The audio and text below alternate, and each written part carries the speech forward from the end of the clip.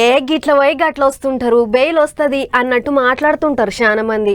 Court కేసులు అంటే ఏందో అల్కటి ముచ్చట అని అనుకుంటుంటారు. కానీ ఎవ్వరంగా అంత అల్కగా ఏం ఉండదు. ఎందుకంటే ఢిల్లీ మందు సీసాల కేసు చూస్తూనే ఉన్నాగా, లోపటికి పోయిన లీడర్లు నెలల కమానం జైల్లోనే ఉంటున్నారు. తీర్ల తిప్పలు పడుతున్నా బయటికి వచ్చే బాటనే దొరుకుతలేదు. అట్లనే ఇప్పుడు షాన్ వద్దులకు ఒక ఆయన బయటకు వచ్చిండు. పాన్ రసుకుని వద్దాం. ఢిల్లీ మందు సీసాల కేసు చేయబట్టి అటు ఢిల్లీ లీడర్లే కాదు గల్లీ లీడర్లు కూడా జైలుకు పోయినరు.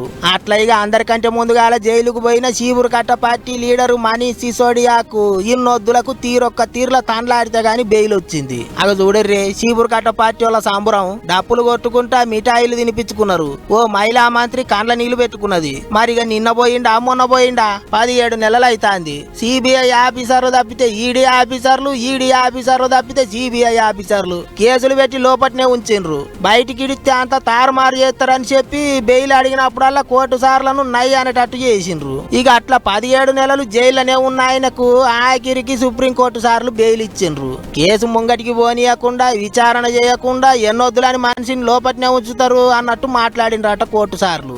ఎమ్మటే బయటికి తోలియాలన్నట్టు బెయిల్ ఇచ్చిండ్రట. ఇంకో దిక్కు మందు సీసాల కేసులనే ఢిల్లీ సీఎం కేజ్రీవాల్ సార్ కూడా జైల్లోనే ఉన్నాడు. ఇటు కవితక్క జైలుకు పోయి నెలల కమానం అవుతున్నది. బెయిల్ కొరకు పోతే రేపు అన్నట్టే ఉన్నది. అయితే అంత చూస్తా అంటే కవితక్కకు కూడా జల్దీగానే బెయిల్ వచ్చేటట్టు ఉన్నదాట. మాజీ మంత్రి కేటీఆర్ సారే చెప్పిండాట. అంతేకాదు జైల్లో చక్కగా తిండి లేక కవితక్క 11 కిలోల బరువు తగ్గిందాట. పానం అస్సలు మంచిగా ఉంటలేదట. మరిగా చూడాలే, ఇప్పటికే మస్తు దినాలైతాంది. ఇప్పటికన్నా బెయిల్ వచ్చింటే మంచిగా ఉండ అనుకుంటారట కారు పార్టీ వాళ్ళు, అక్క ఇంటోళ్ళు. కోర్టు సార్లు ఏం చేస్తారో ఇక.